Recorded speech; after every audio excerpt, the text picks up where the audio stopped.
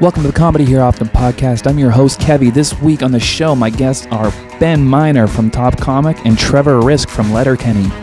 Okay. Yeah, I was going to say, I like when, because in the music world, almost none of my friends who are musicians like sports at all. And it's like, why not? And so I like, that's a good thing about being in the comedy world too. It's because it's such a great pastime, especially when you're on tour. And it seems like you're on tour all the time. Good thing you love sports.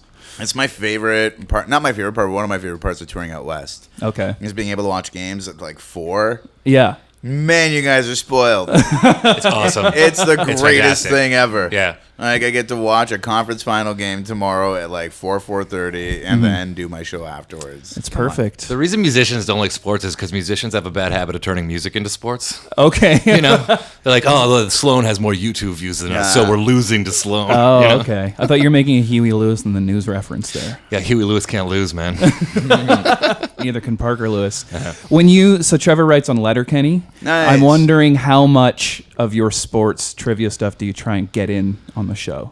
If you watch the St. Valentine's episode from a couple months ago, the whole, like, the pitch for that was just like Stuart and Wayne fall in love because they're the two guys who hate Valentine's Day, basically, and they get together because they both like the underdogs. They both like they both like the enforcers. They both like the backup goalies, that kind of thing. And so there's like this whole scene where they just like riff on like old players. Oh, okay. And everyone my age was definitely texting me being like, "Oh, I hadn't thought about Ron Tugnut in a long time." You know? Tugger. That's great. The deep cut references in sitcoms are always like... Oh, I got a good deep cut reference from Letterkenny. I'm good buddies with Trev, and he gave me a shout out in season 3. That's like a secret shout out. Really? What did he say? The episode where they kept talking or using the word moist. Yeah. And Trev's like, my buddy Ben was on Moisture Chef Canada. Oh, nice. Yeah, that's me. Because I was on Master Chef Canada.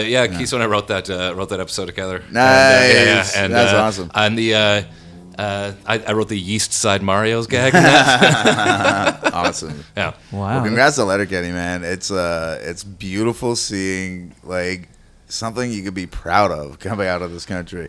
My older brother put it pretty well. He was like, if you're from any part of this country and you're traveling and people say, where are you from? You'll say like BC or the Maritimes. And people from Ontario just say Canada. Yeah. But now that my brother was like, you're kind of giving Ontario this identity that they never really wanted to have. And it feels like that scene in Billy Madison where he's like, now you're all in big, big trouble. Like, you don't want to give... the mother network of provinces, any identity. And now the LCBO sells the beer and the whiskey and stuff. Puppers. Yeah, that's awesome. That's a great thing. You're doing our country a service. My American friends, I feel like they're just getting into Trailer Park Boys. Oh, yeah. Yeah. I get messages from American pals being like, I don't like, just like, give me the glossary. Like, they don't know, like, what does FERDA mean? Oh, really? Like, what the hell is big shoots? I have no idea. Like, I get those DMs all the time from people being like, love the show, have no idea what just happened in this scene. You got to release Letterkenny Lexicon. I think so. Yeah. Urban Outfitters probably sell something like that. I think you can laugh at stuff even if you don't know what they mean. Like Dennis Miller, like his vocabulary was always so complicated and complex and political. But I still thought he was funny when I was a little kid, even though I didn't really get what he was saying. I guess it's how he said it. Yeah. Wacky head wiggle. Yeah. Oh, man, I watched Roger Rabbit for the first time since I was a kid recently, and I didn't get any of the. I didn't get any of it, and I loved it. The part, like the big moment in that movie is when he like throws the whiskey bottle up and shoots it with the cartoon gun, and it's like all his demons are now like he's not a hammer. Like when I was a kid, I was like, I don't know, iced tea. Like I have no idea why he has a drinking problem. Now, as someone with a drinking problem, I totally get it. You're one of the best drinkers I've ever seen. You don't have a problem. I'm the Eddie Valiant of Vancouver drinkers. Yeah, exactly. That's good. Yeah, that's good. Mm-hmm. You do have a similar fashion sense to sometimes Bob Hoskins. Bob Hoskins. I just realized watching Blade Runner that like the woman who's Bob Hoskins' like lady in that movie is also the Blade Runner who gets naked that he like shoots in the back. Wow. And I'm like, this whole time I was like my whole life I've been watching like Bob Hoskins' girlfriend and Roger Rabbit topless. Like you are killing it. Bob Hoskins has led a pretty good life too. Now that you mention it, Yeah, it's been Mario, Super Mario Brothers, Hook. He was almost Wolverine in the 90s. Really? Yeah, he was one of the actors they discussed as potentially being Wolverine. We need to have more weirder older guys doing I like that new Blade Runner movie. Like Jared Leto's terrible in it because he's just terrible and everything. Yeah. Imagine if it was like Dan Aykroyd, like a fucked up Dan Aykroyd. We need more fat dudes, man. Yeah, like if fucked up Dan Aykroyd is sitting there just being like blind and being like running the world, way more scary. Like Jared Leto was like, that's what Jared Leto looks like anyway. Yeah, he was dressed like that, just dressed sitting like outside Science World probably. Yeah, I think Jared Leto has those weird like robot mosquitoes flying around him all the time in real life. Jared Leto looks like he was bred. Yeah, in a factory. He was created. He is like the most replicant-looking dude to poorly play a rep, and like he just. I don't know why, but I hate him, and I have no reason to hate him because he's in so many movies I love. He's in Fight Club. He's in all these great things. He's a good actor. He's really committed to the roles, and I still think he's a poser for some reason. Yeah, like I think Christian Bale's really cool. And they're similar, really, with their work ethic and their role choices, but I don't know why. Yeah. I mean, I think that Jared Leto's kind of universally disliked. He's just weird. Like, I don't get him. Of course. Yeah. Trevor used to work here, so when he said "of course" just now, he meant that. Nice. Yeah. That was the owner of 604 Records. Yeah, that was the drummer for John Spencer Blues Explosion. That was Russell Simmons, the white Russell Simmons. Oh, wow, that's his name. Yeah, the drummer for John Spencer Blues Explosion is named Russell Simmons. It's not like the Screen Actors Guild where you can't have the same name. You cannot you could just release record as Robin if you wanted to. I might do that. Yeah, let's do it. Yeah, I'm changing Fake Shark's name to Elton John. Did you know that there is a newer stand-up comedian named Quincy Jones? Really? Wow. Yeah. And he had a cancer scare, and he seems to have beat it. So he's getting like a lot of press now, and so you'll see the name Quincy Jones, and he's a Laugh Factory guy. So there would have had to be some kind of conspiracy theory if he died before. Like, if he I died? think old Quincy had something to do with this, right? Both of their Google alerts always going off at the same time. He's now like the producer Quincy Jones is furious because it's like on the spectrum of the other Quincy Jones, or he thinks he has cancer. He's like, "This is how I found out." What the hell? A Google alert. The doctor's terrible. He's been hanging out with Jimmy Jam and Terry Lewis, and he's like, "Wait a second, I'm dying." So, turns out, man, I wrote that cancer album for nothing. Gets all his favorite guests in. Yeah, Sting would be all over that. He's on every. Jackson's in on it. Absolutely. Oh yeah. Hey Trevor, can you talk about your Twitter beef you had? He's had one Twitter feud, and I wanted to tell the story. It's not a long story. We were talking about Twitter, and I was like, I've only ever had one Twitter argument, and it was with David Crosby. Oh wow! Yeah, I know. He was like, sort of like, you know how sometimes people use Twitter to get up on the soapbox, and sometimes people use that soapbox to get as a stepping stool to get up on the cross. Yeah. Like, there was this afternoon, it's a nice summer afternoon, and he was just like, you know what? All streaming platforms are garbage. Like, they don't pay anyone any money. And I know this for a fact. And people are like, well, how do you know this for a fact? He's like, because I just wrote the best record of my life in like 2017. And I didn't get paid anything. And we're like, that's the level of sycophantic yes men you have around you. Just be like, this is your best work yet, David Crosby? Yeah. David Crosby. I think I gently and politely was like, there's like a lot of middlemen and stuff. Like, you can actually like make a lot of money off it if you just don't have people telling you that you're not making anyone take over. And like him and like, I swear to God, 500,000 Twitter baby boomers just like ripping on me. Like going through years of my tweets, like retweeting them. They went, whoa. Oh, just like making fun of how many followers I had, just constantly. Just like, the real, like the stuff that really hurts the most. That's cool. Like really breaks the cockles of my heart. Yeah. I like that shit. That's good. It was good. And that was the first and only Twitter beef I ever had was with David Crosby. And I feel like it's the only one I need, Yeah, you can retire now. I also only ever had one Twitter beef, and it was with a celebrity. Really? And you're a sports guy, so you'll appreciate this. Mm-hmm. A couple years ago, the Jays were in the playoffs playing the Cleveland Indians. Mm-hmm. Yeah. They have a pitcher named Trevor Bauer. Uh-huh. Trevor Bauer is known for going off on people online, and I noticed that he was really going off on Toronto fans and some friends of mine. I was like, well, I can't have this, so I got to interject myself. And I did, and then he took offense, and he tried to insult me back, and I went back at him. And then I remember I had a typo in it, and he came back at me trying to make fun of the typo. Amateur hour. Right, and I was like, really? I go, you're making fun of a typo? I go, man, that burn had less heat on it than your fastball, bud. And then he got all butthurt, and he tried to sick all the Cleveland fans on me. And they can be pretty hardcore. Yep. So next thing I know, I'm trending on Twitter in Cleveland. Whoa. NBC Cleveland. You were hot in Cleveland, eh? Oh, it was crazy. I was hot in Cleveland, literally. NBC Cleveland ran a story on it, like on their website. It was like, Canadian stand-up comic Ben Miner feuds with Trevor Bauer. And that was the day. Cool. While we're tweeting, going back and forth, I'm like, shut up, you stupid millennial. And everyone's like, what, do you have a problem with Cleveland? I'm like, Cleveland's an amazing city. And they're like, what, is this like an American thing? I go, America's fantastic. Trevor Bauer is no American and shit like that. And I forgot, I was being like a wrestling heel. But the best was we're going back and forth. And that was the afternoon. He split his finger open trying to repair his drone. Yeah. That was the day. I remember that. So I was like, I think I maybe brought up at the Dughouse tonight, or the dugout being like, yo, man, who the fuck is Ben Miner and why are you playing with drones during the playoffs? I caused an injury in a major league playoff game. Wow. Yeah. What a futuristic problem for a sports team to have. So funny. I had a moment in January where I was going down to Palm Springs, and I don't know if you saw any of this, but our plane was backing up out of the jetway. And we ran into a catering truck.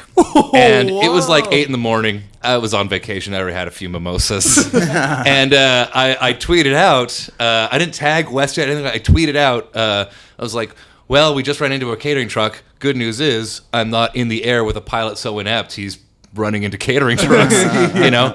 And I not having any idea that, like, planes don't have a reverse function, that they get towed out. Yeah. So it ends up on this website, and then I end up on the 11 o'clock news. Wow. And I'm getting trolled by, like, WestJet employees, and people just be like, this guy doesn't even fucking know how planes work. And I'm like, no, I'm drunk at 8 in the morning, and it's not my job to know how planes work. And I mean, whomst amongst us didn't know that planes didn't go in reverse? No, you can't see out the back. Learn that now. Yeah. Wow. I liked your story about when you had that thing go viral when you made fun of that Starbucks cookie. Oh, right. Yeah. There was these polar bear cookies, and they had like icing scarf on them, but it was a red scarf, and they just like put it across, and then it was dripping down. It looked like they were slit at the throat. Yeah. So I just put it up on Reddit. It was the #1 thing on Reddit all month.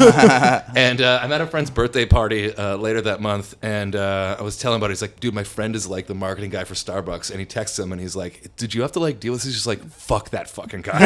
He was like, I had to make like a press conference about how it was like a Facebook memory too. They're like, we haven't had those cookies since 2008. Like, Wow. That's awesome.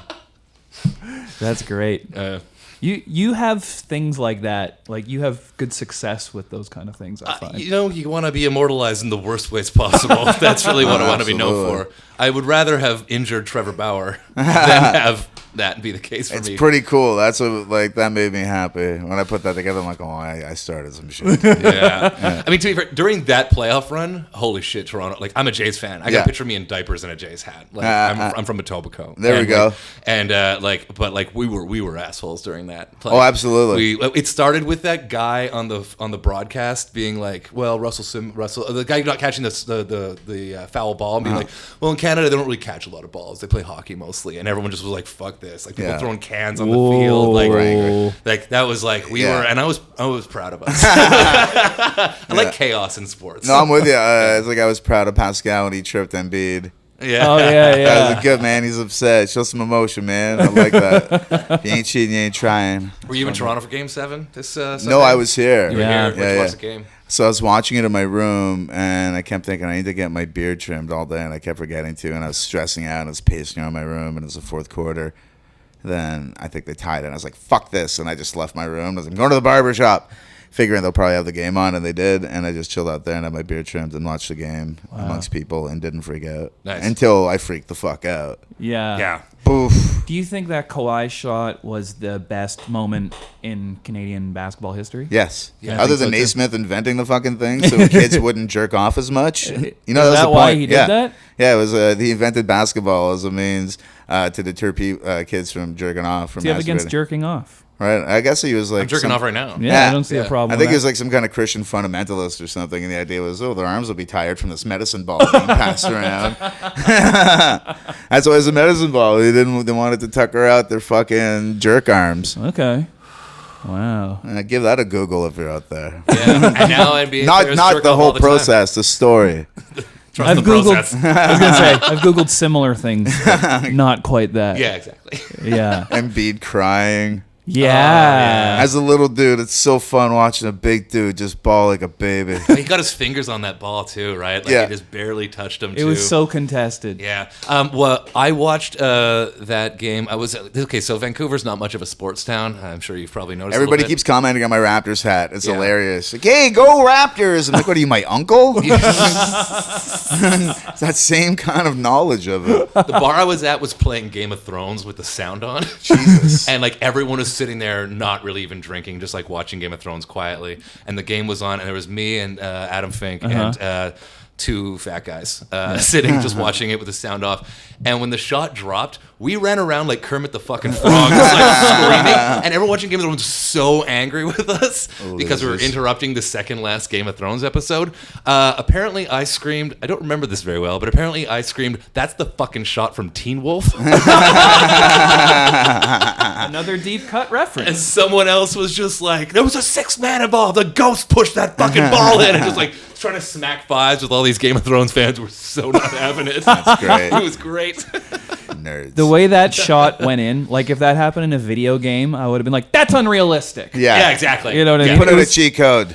Exactly. Yeah. He was so contested. He was smothered. He doesn't usually take shots like that. That was like a Reddick shot. Well, it was also Yeah. 39 shots on the night. It was a crazy game. And fuck Milwaukee, man. Toronto's got this. You think so? Well, yeah. They just had to defend 3 primetime scorers, offensive players, the Simmons, Embiid, and Butler.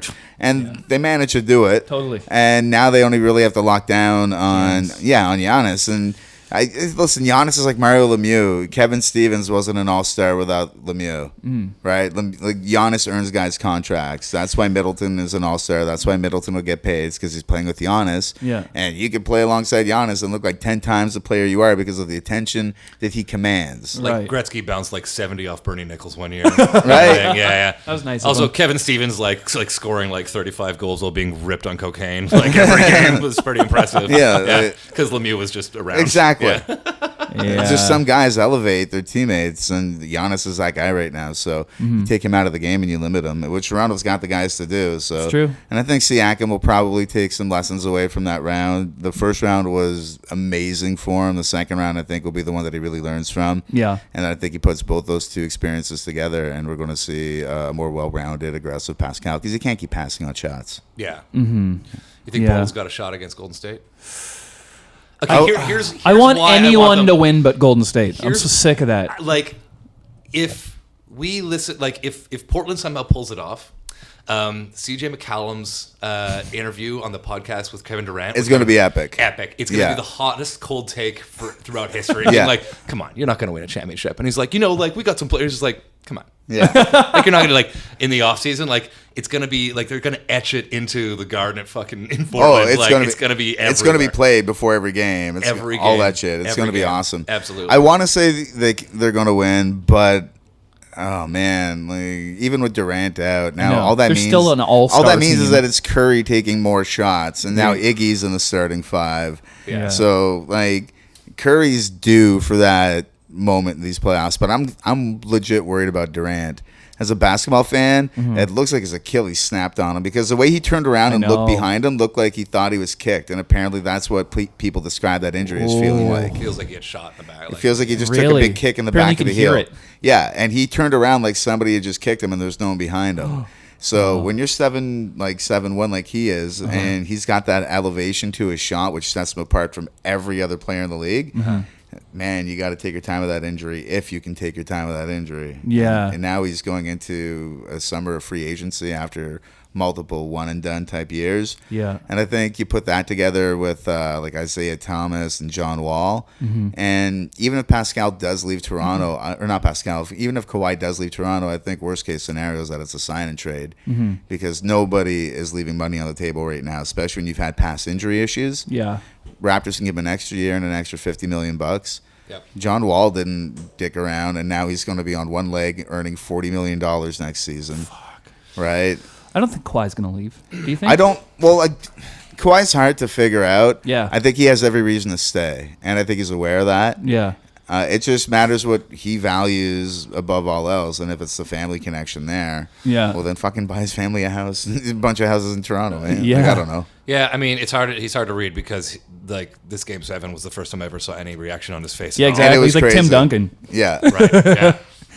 There was that tweet. I can't remember what it was. It was kind of like the Onion, but it was a sports site, and the article was Tim Duncan has craziest year yet, where first year ever he didn't keep his New Year's resolutions or something like that. It was just like making fun of like what a Boy Scout he is. Yeah. But Kawhi, I feel bad. Like the most viral thing he had happen to him last year was that laugh he did in that press conference. It just got like mocked mercilessly. Like even my girlfriend knows about it. And she doesn't know anything about sports. She's like, I feel bad for him. It's like he let himself laugh for the first time ever. That's funny. That's hilarious. You got a mean mug through the playoffs, man. Like, Yeah. He's just, he's stoic. Yeah. Yeah. It's pretty cool. Absolutely. Who do you guys think is the funniest sports figure ever? I think Charles Barkley. I was going to say Barkley. Yeah. Yeah, Barkley's right up there. Oh, actually, I got a second one, and it's a combo. Okay. Gilbert Arenas and Nick Swaggy P. Young. Really? Oh, yeah. Gilbert Arenas taking a shower in his uniform at halftime. Amazing. It's ridiculous. That was great. Also, like him like meeting like underprivileged kids, and he's like, "You don't have any parents?" And he's like, "No." He's like, "I'm your parent now." Like just like adopting a kid. Sounds like a threat.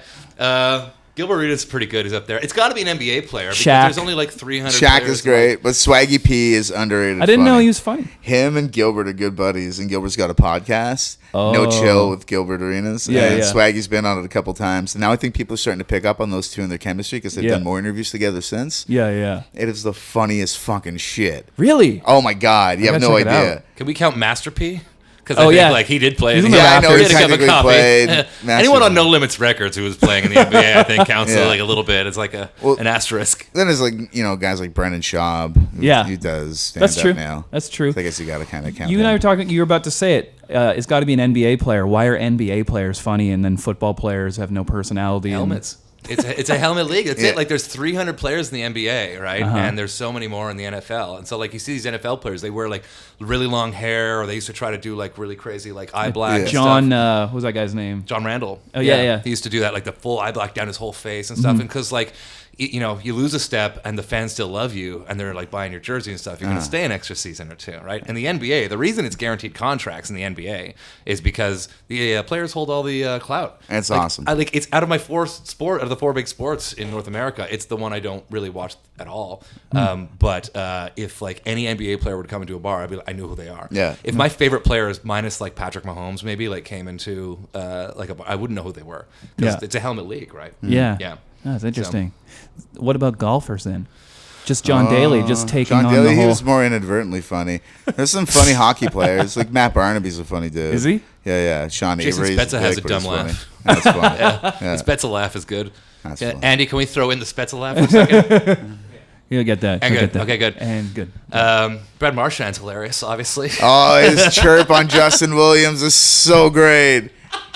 It was masterful. Making the captaincy on his chest and pointing at him and like, what? You're the captain? Like suckering a 38-year-old gray-bearded captain looking like Ogilvy from Goon. Like basically just like suckering him to go to boxing. He's like, you're going to the box. You're the captain. I ruined you. You're the captain. It was excellent. Brad Marchand figuring out how to still be an enormous dick and not go to the penalty box. It's a level up I didn't see coming in his playoffs. It's awesome, and man. it's awesome. He's It's so the biggest game changer. He's the most polarizing guy in hockey. Yeah. There's got to be nothing more frustrating as a professional hockey player than having to fucking put up at Marchand than having him undress you and score. Yeah. Right? Yeah. Like, he's going to just take the puck off. He's going to fucking just stick handle in a phone booth, and then he's going to put a top shelf, and he just made fun of your mom in a way you've never heard 2 seconds before. There's you ever watch the Bruins Behind the Bees thing where they have them all mic'd up every week? Like, every week it's another chirp with him. There was one just like, how many fucking guys are injured for you to be in the show right now, bud? Is it 10? Is it 11? Just like under their skin. Getting under the skin of a 38-year-old captain, like a vet, of like a guy who's got 3 Stanley Cups under his belt, and being like, dude, you're the captain. This is how you're behaving. That's embarrassing for you. It's awesome. That's why I think we're going to take it this year. Oh, I know. Bruins are winning the cup. I'm saying that with absolute confidence. The Raptors, I think, are going to the finals, and from there on, I'm kind of iffy. But you guys played okay against Golden State this year, though. We won every game against Golden State. Every single one. Yeah, well, they only played the 2 games, and then one of them was without Kawhi, and they still beat them. Right. And the Kawhi Durant matchup was epic. Yeah. I don't know, man. I love the way this team is built. I just hope that they can play to their potential on a consistent basis. Yeah. And if they do that, they're fucking awesome. I mean, when you got Gasol at the 5 or coming off the bench, same with Ibaka, those 2 guys are 2 starters on most other teams, and they're interchangeable on ours. And Pascal, I think, is real deal. Yeah. OG should hopefully be back by the finals, which gives them more depth, more length, more athleticism, a guy that can stretch the floor and attack the rim. So, yeah, we'll see. Yeah. Remember when Isaiah Thomas coached the Raptors for a second? Well, he was the GM, right? Oh, was that what he was? He was like team president or something. Like the team had such weird members come through. Like Hakeem Olajuwon was there for like half season. Muggsy Bogues was there for like. That's all because of Vince. They were trying to appease Vince. And Vince really? Essentially, he was like an early LeBron and calling the shots behind the scenes. Oh, really? That ruined the roster because Vince tried. He just did the cool thing, I guess, but not the smart thing, and he just got his buddies paid. Yeah. So like Jerome Williams, JYD, who was a fan favorite, got a deal. I forget what it was, but everybody around the league at the time was like, "The fuck are they paying JYD that for?" Same with Alvin Williams, their point guard. Everyone was like, "Why are they giving that guy?" Then I remember the press conference when Hakeem Olajuwon came to town, and Vince was like, "Man, we got the dream. We got the dream. Hey, dream," or stuff like. They just kept calling him Dream, and Hakeem just looked so old and kind of disinterested and like, I'm Dream. I'm getting paid for that. Like, yeah. Does Vince Carter still have a club in Toronto? I have no idea. Oh man. I mean, I would love to have every Vince Carter jersey. Because think about how many of those are. Because first off, he's played for 8-9 teams. At least. And every NBA team has 8-9 jerseys. Yeah. Right? I love that. Yeah. You just like the Christmas T-shirt jersey they do every year now for some reason. There's some sick ones. The Miami Heat had a great one. Oh, Spanish one, Los Suns and stuff, that they do for those special games. Yeah. Vince Carter's probably got 140 different jerseys. He's played for a lot of teams now. Yeah. And he changed his game completely when he got too old to, I guess, jump out of the arena, and then he became like a 3-point shooter, and it's really cool he was able to do that. It's cool that like he's still playing because he doesn't have to, and he's actually still able to contribute. Yeah. Does Danielle Marshall still have the record for most threes in a game? Oh fuck, I hope not. No, yeah. You mean for the Raptors or overall? I mean, it was the all-time record when he did it was okay. at a certain point. Yeah. But it's got to be Curry or Clay. Someone on Golden It's got to be Curry or Clay right now. I think Clay got 14 this year. Holy it was 13 I think Danielle had. Yeah. And it was just weird to see a guy like that tall. Wasn't really known for that either. Well, it's like Terrence Ross has the scoring record for the Raptors with 52 points in the game. Weird. Yeah. One time when Trevor used to work at the label, we were talking about the Django Unchained soundtrack. And you were talking about how you didn't like that there's that James Brown Tupac song because it's like anachronistic. Yeah. And then I was like, I don't know. And then you're like, what do I know? I have bad taste in movies. My favorite movie is Goon. That's true. But I hadn't seen Goon yet, and I've seen it now, and it is one of the best movies ever made. It's definitely one of the top sports movies ever made. Man, it's like the camera work shows the speed of hockey really well. There's emotional parts in that just get me all the time. It's funny as hell. Did you work on this film? No. He just loves it. Do you like the sequel? I like it less, but I do like it. It's very good. My favorite sports movie ever is White Man Can't Jump. Pretty good movie. My favorite movie ever, maybe White Man Can't White Jump. Man Can't Jump. Pretty good so movie. good. It's a good Saturday afternoon. I have cable movie that's on. It's so entertaining. Really good. I don't know if you can count it as a sports movie. Remember Digstown with Lou Gossett Jr.? Oh yeah, that's a good movie, man. Taking care of business with James Belushi. Now, would like Bull Durham be considered a baseball movie? Or? It's a sex movie. Yeah. What about The Fan? I love the fan. I love the The fan. fan is Fan is fantastic. pretty good. Yeah, Yeah. I do like the fan. Mighty Ducks. Mighty Ducks. My friend Justin was Kenny Wu, the figure skating guy in part 2 and 3. Yeah, he's an audio engineer now. The Mighty Ducks, like the scene where they're just like, the Ducks are 3 points behind. It's like, it's goals. It's goals behind. I fucking hate the Mighty Ducks. That was pretty exciting when it became a real team, though. You ever watch the Cartoon? the intro for their first game? The cartoon was dope, though. Yeah? Yeah. Was it Pro Stars good? Was it? No. Was it start like the Wild Wing jersey, like the duck that's on the Wild Wing? I just jersey? remember they all had powers, and like they had the mask thing like on the logo. Cool. Oh, it was badass, man. Yeah. Yeah, era of Pro Stars. Pro Stars was great. Bo What were you going to Jackson. say about the first Mighty Ducks game? Oh yeah, like Disney owned the team. Right? Yep. And so like the intro, like the on ice intro, is like ice capades, and it's like Beauty and the Beast are all like all the people in Beauty and the Beast are out there, and there's like the Wild Wing kind of mascot doing his thing too. Wow. It's really something to behold. Early '90s NHL on ice productions, you just can't beat them. Can't top that. Like the Sharks. The shark stuff is ridiculous. They all came out of the mouth. Out I the thought that was mouth. BA. They still do. Yeah. They do? They still do. Yeah. I loved that jersey when it came out. I thought It was the coolest so thing. Yeah, it was cool. good. Yeah. That's when I learned the word teal. That's how we all learned the word teal. Right? Expansion in '91. What's that color? That blue-green thing? Oh, it's teal. I learned it from the 1991 Chevy Cavalier, obviously. There we go. So, yeah. Nice. It should only come in that color. I didn't learn it on the streets like you. Well, hard streets of Armpar, Ontario. Every gal in high school driving one of those. All right, guys. I think there's a game you got to get to. So Oh yeah, right. Yeah, yeah. You're about to miss the puck drop, so I apologize for that. That's okay. I feel like That went quick. Yeah, man. we're gonna look back at this and see how hopeful we were. And Go Bees. Go Bees. Absolutely. Hey. McElhinney could steal a game. It ain't hope when you're fucking right. Like, come on, man.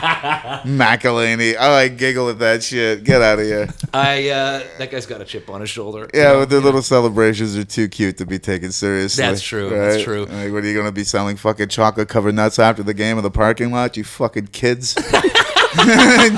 See, you awoke the Boston fandom in this room, I love and you should seeing never do the masshole thing. Oh, Absolutely yeah, not. just get out of here. One of my parents is very much with you guys, so I grew up with it, so it doesn't scare me. Beautiful. Actually makes me feel at home. Just yeah, during the Game 7 of the Leafs series, just like I woke up my neighbors just screaming, "Playoff fucking Sean fucking Corrali." Even Andy's laughing, and he definitely doesn't know what you're talking about. It's like you're like Dennis Miller. Yeah. Huge Bees fan. Yeah. Anything to plug, guys? What Letterkenny next season? There's a season coming out in the summer sometime. Usually comes out around Canada Day. Okay. I don't know the exact date, Okay. but there's some fun stuff in there. And you're at Sunshine Sucks on Twitter. That's true. And you're very funny on there. That's nice of you to say. Thank you very much. You're welcome. Yeah. Ben, anything to promote? I guess Top yeah, Comic? Yeah, Top Comic is on right now. Going to be in Toronto doing shows. You're about to tour England. Yeah, I'm going through the UK, Yeah. May 22nd to June 3rd, or June 8th, technically. That's great. And yeah, it's going to be cool playing Leicester Square Theatre. Oh. That's my first ever show in the UK. Is Wow. right in Piccadilly. So I can't wait, man. It's That's pretty great. dope. Yeah, man. Congratulations. Thanks, buddy. Right on. Okay. Thanks, guys. Bye. Thank you for listening to the Comedy Here Often podcast. I've been your host, Kevy. Make sure to follow us on all social media at Comedy Here Often. Make sure to follow my guests, too, Ben Miner and Trevor Risk. Thank you very much. We'll check in with you next week. Okay? Bye.